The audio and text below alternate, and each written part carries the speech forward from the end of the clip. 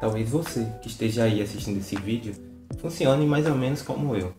Eu me interesso por alguma série em quadrinhos, começo a comprar os volumes, às vezes sem nem ao menos ler o primeiro deles, só ali meio que fisgado pela ideia do quadrinho. E vá comprando os volumes, comece a ler, acabe gostando, e aí perco o tesão com o decorrer do tempo e meio que não veja mais sentido na leitura daquilo ali. Isso é um risco muito comum, porque o leitor brasileiro vive com medo de começar uma coleção e a qualquer momento os volumes dela esgotarem de uma hora para outra e nunca mais voltarem, e ter que cair na mão dos especuladores. Infelizmente eu fui picado pela doença do colecionismo e acumulei muito quadrinho que hoje eu olho para ele e não quero ler. Tipo The Boys. Esse aqui é o último volume, saiu um extra aí recentemente para Devir que eu não vou correr atrás, porque simplesmente quando eu li os primeiros volumes de The Boys, eu gostei muito da série, ali os 3 primeiros volumes. E na época que eu li, fazia sentido para o Rafael daquela época. Mas se eu não me engano, a Devir lançou 5 volumes, parou e somente depois de vários anos que voltou com a publicação de The Boys. Aí quando ela voltou, eu percebi que eu não deveria ter comprado as edições seguintes. No volume 4 e 5 de The Boys eu já tinha percebido um desgaste na série e ela já não falava muito comigo. Isso no momento que eu li, né? Quando a Devir trouxe de volta, eu fui comprando os volumes subsequentes, mas eu não acompanhei de cara, só fui comprando uma hora eu vou ler. Mas então chegou o dia de ler e foi tudo uma grande decepção. Os motivos não vêm ao caso, mas a decepção se amplificou porque eu corri atrás de comprar aqueles quadrinhos, vislumbrando uma leitura deles no futuro que me agradaria, como se fosse um seguro, né? Uma garantia de que eu teria uma leitura boa no futuro. E não foi bem assim, porque o Rafael de ontem já não era o Rafael do amanhã. Hoje, sei lá, eu me chamo Rafael, esse é o Enquadros, e o vídeo de hoje não é sobre esse tipo de série em quadrinhos que perde o apelo ou que perde a qualidade, enfim. É sobre séries de quadrinhos que eu tenho em andamento no momento e que eu ainda vislumbro continuar a lê-las. Isso daí dá margem para um outro vídeo de lista de séries de quadrinhos que eu tô no meio da leitura e larguei de vez. E o primeiro número é o X-Men, a fase do Jonathan Hickman. Não por conta do Hickman, mas por conta de todo o editorial da Marvel naquele momento tenebroso. Mas entre esses quadrinhos que eu estou com a leitura em andamento em algum momento, seja leituras mensais, seja leituras quando me dá na telha, é Ashita no Joe, que eu estou no volume 2, estou lendo agora, na verdade, ele é marcador de página aqui. E Ashita no Joe é um exemplo de quadrinho, né, de mangá que eu gostei de cara no primeiro volume. E continuo lendo, o segundo volume continua bom, mas não é algo que eu quero devorar um atrás do outro. Não me faz nem ter essa vontade.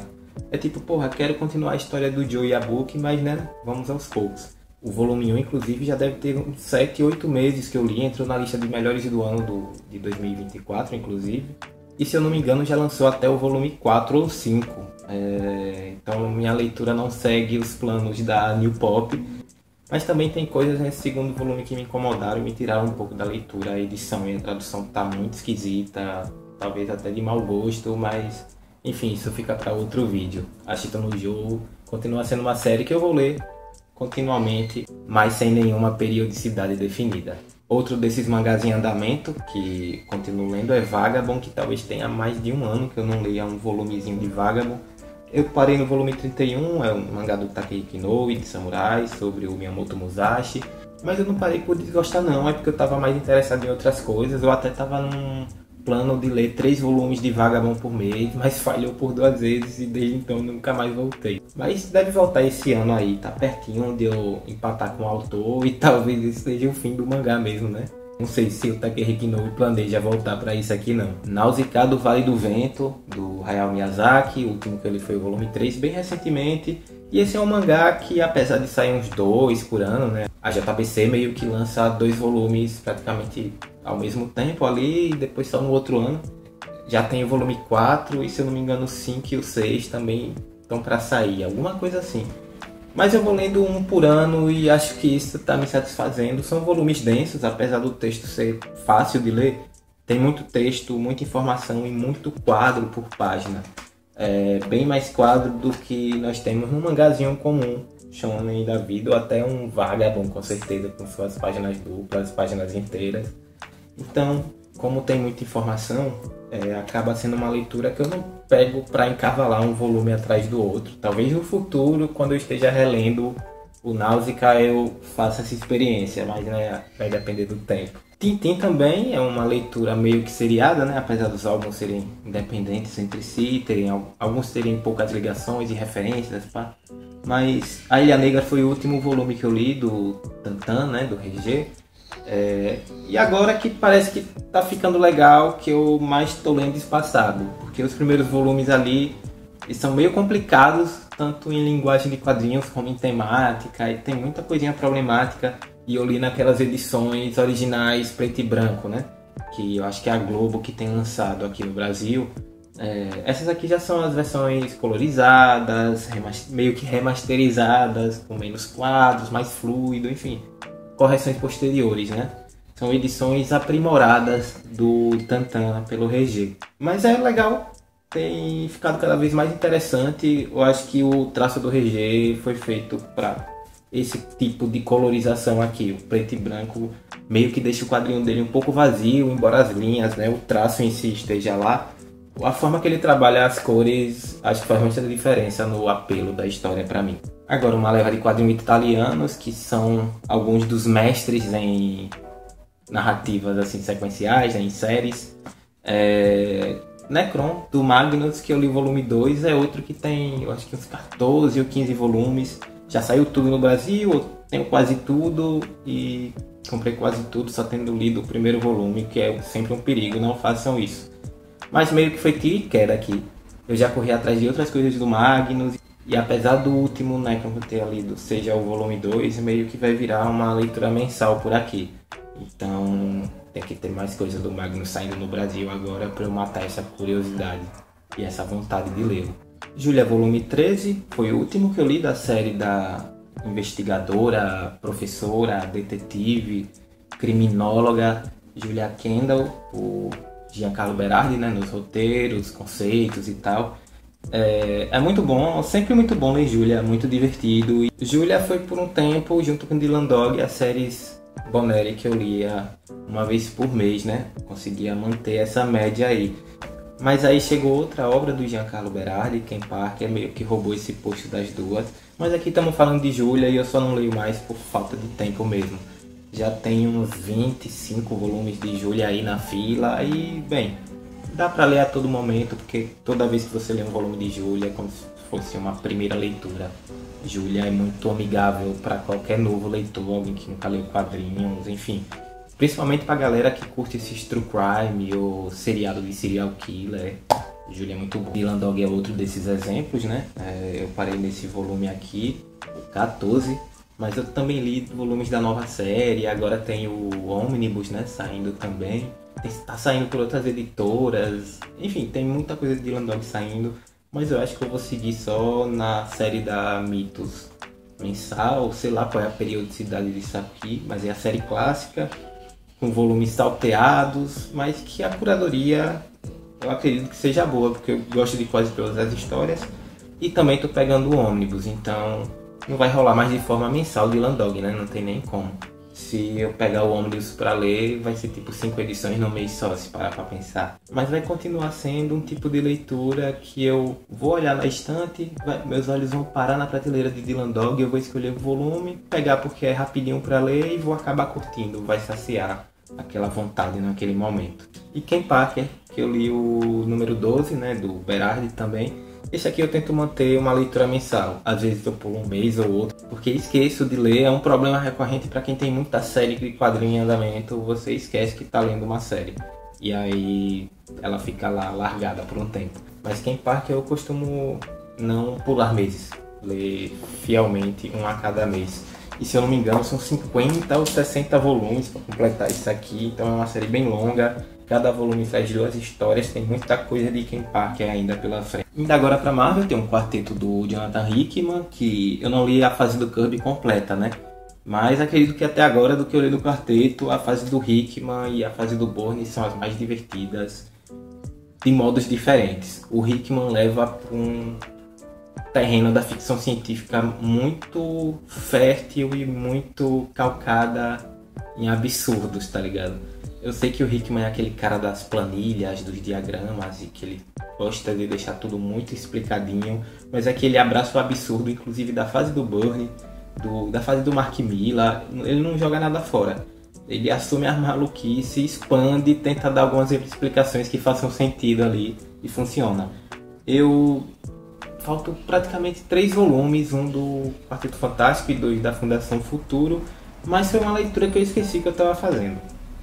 De alguma forma eu li outras coisas e essa ficou lá parada na estante. Eu vou tentar voltar e concluir ainda esse ano. A Saga dos X-Men, volume 5, foi o último que eu li da Saga dos X-Men, né? Essa continuação da série do Chris Claremont. E esse está sendo um volume por mês. Eu comecei a ler em dezembro e eu já li 5 volumes, então até estou no lucro, né? É uma série que já me pegou faz muito tempo. Faz muito tempo que eu venho lendo os X-Men do Claremont e nunca terminei porque estava esperando justamente chegar nesses volumes aqui. E ler sequencial é muito bom, enfim. Eu já venho falando muito da Saga dos X-Men. Essa aqui com certeza vai continuar pelo menos mensal aparecendo nas minhas leituras. Mais uma série da Marvel, essa também que eu vinha conseguindo manter mensal, aí eu esqueci dela por uns 2 ou 3 meses, até que eu vi na lista de melhores do ano e eu não terminei Fugitivos. Mas eu li até o volume 5 e continua bom, continua uma vibe muito parecida do primeiro volume. Então quem gostou do primeiro volume, continua lendo e gostando até aqui. É meio que não tem por que parar, os personagens são legais, tem renovação de elenco. Parece uma série adolescente no MCU, só que funcionando, tá ligado? Que faz piadas com o universo Marvel ali dos quadrinhos naquele momento. E meio que se tivesse uma série dos Fugitivos boa, que a que teve foi meio... nhé. Se tivesse uma série dos Fugitivos boa que conseguisse emular esse espírito aqui, a coisa talvez fosse pra frente. Coleção Clássica Marvel, eu peguei os volumes da Coleção Clássica Marvel de alguns heróis, né? Homem-Aranha, Capitão, Vingadores, Hulk e Quarteto Fantástico. E comecei a ler primeiro os do Aranha, quando eu concluí os do Aranha pro do Quarteto, provavelmente. Porque são histórias que eu acho que as que eu li salteadas ali na Coleção Histórica Marvel ou outras edições da Panini me cativaram, gostei o suficiente para ter curiosidade para voltar e ler mais. Não é o caso de X-Men, não é o caso de Homem de Ferro, não é o caso de Thor. Eu não gostei de nada dessas outras coisas que saíram na Coleção Clássica Marvel, que meio que fazem parte dessa fase embrionária da Marvel, do Stan Lee, Jack Kirby, Don Heck, Dítico. E eu não tenho mais curiosidade de ler nada disso, então deixa pra lá, só peguei as edições que me interessavam. Comecei pela do Homem-Aranha, venho curtindo, mas minha noção sobre o Peter Parker vem mudando muito lendo isso aqui. E claro que depois de conhecer a figura do Dítico, não tem como fugir de associar o Peter Parker ao próprio Steve Dítico, como se fosse uma representação dele ali como super-herói, sabe? É curioso pensar assim e ler o Homem-Aranha dessa forma. Outra série Marvel que eu tenho em andamento, que é a fase do Bendis nos Vingadores. Meio que aqui é a conclusão da era heróica, digamos, o último volume antes da Essência do Medo. E esses são os últimos volumes que me faltam ler, porque eu li Vingadores vs X-Men. Eu li no digital, mas devo voltar a ler no físico para concluir essa fase no físico, né, no impresso.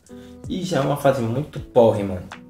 Essa era heróica, depois que acaba o cerco, devia acabar a fase do bem. Estava bom aquilo ali. Concluí bem, foi divertido, valeu, deixou algum legado. Mas a partir daqui é tudo muito chato, tudo muito padrão. E a arte do Romita de esse tipo de gibi aqui não combina muito bem. Me falta vontade de continuar lendo isso aqui, eu só vou continuar porque foi caro, basicamente. E os quadrinhos que eu compro para minha coleção, mesmo que eu olhe para eles na estante e não bata a vontade de lê-los, eu olho para eles em tom de ameaça e faço uma promessa de que vou lê-los sim.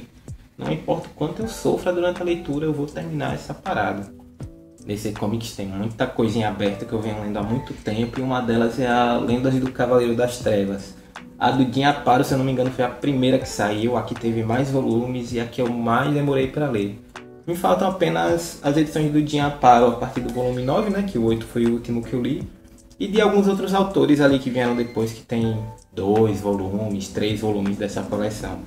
Enfim, depois de ler mais do Batman dos anos 90 e desse Batman do século XXI, meio que saturei desse Batman sombrio, super tecnológico, super inteligente, cheio de recursos e sisudo. Não embarquei por muito tempo no Batman do Tom King, o Batman do Scott Snyder é muito chato, o Batman do Chip Zdarsky me interessei até, mas sei lá. Enfim, não engajei muito com os Batmans recentes, que poderia acompanhar pela mensal, nem também com aqueles dos anos 90 ali, Queda do Morcego, Cataclismo, Contágio, Terra de Ninguém, que eu vou começar a ler, também não me parece muito legal. E aí me animei de voltar a ler essas histórias aqui, e elas até são mais divertidas e curiosas, e com certeza melhores desenhadas do que essas mais recentes, dos anos 90 pra cá em geral. A maioria dessas histórias, né? Mas ainda assim, cara, eu pego um volume desse pra ler, aí vão dias ali. Dias e dias, e as histórias não têm impacto nenhum na cronologia, você não sente peso nenhum nelas, então ainda assim é meio difícil a leitura pra mim. A saga do Superman, que eu terminei nesse volume, que é o fim da fase do Byrne, né? E já comprei alguns dos volumes seguintes, até o começo aí dessa segunda temporada, mas não comecei a ler ainda, porque tem outras sagas para ler. Eu quero ler outras sagas e continuar com isso aqui como uma leitura programada mensalmente e consome muito tempo.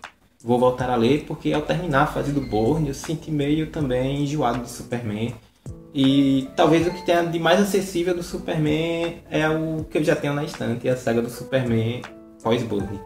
Então, tô com vontade de ler Superman. Tá certo que vai sair o filme aí, tem muita gente empolgada com Superman, mas pra mim não é nem tanto pelo filme, é mais de descobrir mais desse personagem nos anos 90, porque parece que nos anos 90 ele gerou muitos fãs aqui no Brasil, cativou muita gente. Não sei se é a mesma coisa lá fora, porque até a fase do Byrne teve períodos que não foi publicada lá fora, enfim.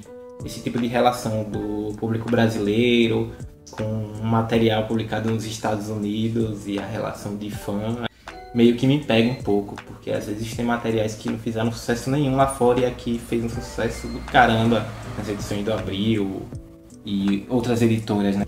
John Constantine Hellblazer, a série agora clássica de 300 números, que eu tô na fase do Andy Deagle. Se eu não me engano, essa é a penúltima fase, depois vem a do Peter Milligan e fecha os 300 números e eu terei, enfim, lido todo o Constantine pela Vertigo. E aí ele foi para os 952, que eu li um pouco e não gostei. Aí depois começou a sair umas coisas pela Black Label e agora a Vertigo vai voltar. E ele saiu pelo universo de Sandman, enfim, uma confusão. Não tenho tudo, nem tenho interesse em ler tudo isso. Talvez só a fase ali do universo de Sandman, que parece que as histórias são legaisinhas, mas ainda assim aqui já tá ruim, bicho. Tá certo que esse volume foi melhorzinho, mas aqui já dava pra ver que não tinha muita coisa de onde tirar. Eu acho que de tantos autores quererem colocar essa gravidade nele, esse peso, essa coisa sombria, o personagem ficou muito saturado disso, ele acabou ficando muito uma caricatura mesmo do Constantine, tá ligado? Astro City Vitória é o antepenúltimo volume da série que a Panini publicou por aqui. Ela publicou incompleta, né? Não sei se um dia volta, mas seria bom voltar e eu gostaria de terminar essa série porque ela é muito singular. Tá certo que se você for comparar com outras coisas que tentam fazer o que Astro City fez, esse universo de super-herói mais autocontido, que busca abordar aspectos mais mundanos e da vida real, Astro City fica meio qualquer nota do lado, tipo o próprio Watchmen, tipo Miracle Man, várias coisas do Alan Moore, mas também outras distopias até dentro das grandes editoras de super-herói, como Visão, como X-Statix. O Astro City perde um pouco do brilho. Mas é legal, o Kurt Busiek é um bom escritor, só trabalhou com fera a vida toda, parece. E apesar de ele ter essa visão meio conservadora sobre super-heróis, ele ser das antigas, digamos assim, eu acho que ele traz bons questionamentos sobre o gênero, que talvez sejam aprofundados de uma forma melhor por outros roteiristas, outros quadrinistas, mas ainda assim ele os aborda aqui ali no final dos anos 90, começo dos anos 2000. É um quadrinho importante, mas também é um quadrinho meio chato de ler e que pede um bom intervalo de tempo entre um volume e outro. ZDM da Vertigo, né, da DC também, do Maldito do Brian Wood com o Ricardo Burchielli. Eu li o 6º volume e já tem muito tempo que ZDM me perdeu. Acho que o volume 4 eu já estava lendo meio com desânimo, que a trama parecia que estava sem rumo, na verdade. e meio que eles dão um rumo aqui, uma guinada a 180 graus, e aí que a série me perdeu mesmo, porque agora eu já não tenho mais curiosidade nenhuma. Os últimos volumes de ZDM, que é uma leitura bem rápida, bem dinâmica até, eu li praticamente de 2 em 2 anos, o volume 5 e o volume 6, falta só o volume 7, e eu vou me forçar a ler esse ano para matar essa série e talvez nunca mais relê-la, como é o caso da maioria das séries de quadrinhos. Imperdoável, do Mark Waid com o Peter Krause, mais uma versão de histórias do Superman. Essa aqui eu quase que abandonei, mas eu lembro que eu gostava um pouco dela por ser divertida, mas creio que quando eu pegar o terceiro volume dela, ou Incorruptível, para ler, eu vou ter a mesma experiência que tive com The Boys. De ter achado aquilo legal lá uns 5, 6 anos atrás, e agora quando eu for continuar a leitura, ver que aquilo não é mais para mim, que o Rafael que estava gostando daquilo lá atrás era outra pessoa já. Mas os volumes estão ali para serem lidos e novamente é uma leitura muito tranquila de ser feita, muito rápida, nada que ocupa muito tempo nem espaço na cabeça. East of West do Jonathan Hickman, e que talvez seja inclusive minha série favorita do Jonathan Hickman, mas eu nunca terminei porque eu li o volume 7 e aí eu tinha os volumes 9 e 10 em um volume único, né, gringo. Então acabou demorando para eu pegar o final dessa série até o volume seguinte, né? O volume 8. E acabei perdendo o fio da meada e eu tenho que reler. Porque é muita coisa, o Hickman escreve aqui de forma nada direta, nada é muito explicadinho tintim por tintim. E além de ter muito conceito bíblico, tem conceito futurista, homenagens a faroeste, é tanta coisa, é tão rico esse universo que o Hickman criou, que se eu for retomar do volume 8 eu vou estar todo perdido e sinto que não vou aproveitar a obra ao máximo, sabe? Eu acho que das séries do Hickman que começaram a ser publicadas aqui no Brasil, essa é a única, além de X-Men, é claro, que falta eu completar. Todas as outras eu li numa tacada só, mas também eram séries mais curtas, né? A última obra que eu vou trazer aqui nesse vídeo, que é seriada e que eu estou com a leitura em andamento, é Lock and Key, do Joe Hill com Gabriel Rodrigues, o famigerado autor conhecido por ser o filho de Stephen King. É uma série de terror bem meio Stranger Things, só que mais esquisita, até porque o desenho do Gabriel Rodrigues traz muito esse efeito esquisito para a história. E funciona até, eu acho que é a única coisa do Joe Hill que eu li até agora que eu gostei. Mas também não é lá muitas coisas não, é meio bobinho até. Se eu fosse definir essa série em quadrinhos aqui, seria como se ela fosse parte do universo de séries aí do Netflix. Um mundinho produções Netflix, que tem uma cara bem particular, que se encaixa na categoria Netflix. E meio que Lock and Key foi adaptado para TV no Netflix, né? Faz sentido até. Esse foi o vídeo de hoje e essas foram as séries que estão em andamento que eu pretendo dar continuidade esse ano, tá? Mas na verdade foi meio que eu olhando para as estantes aqui, pô, o que é que tá em andamento aqui que eu quero ler esse ano? Aí fui pegando as últimas coisas que eu tinha lido dessas séries, que eu reconheci assim, e separando para fazer esse vídeo. Mas tem várias séries em andamento que eu olhei e pensei, esse ano não vai dar, ou que eu pensei, nesses próximos 5 anos não vai dar, que tem também as que eu nem comecei. Já tem aquelas também que eu olho e fico, pô, eu nunca vou ler essa parada.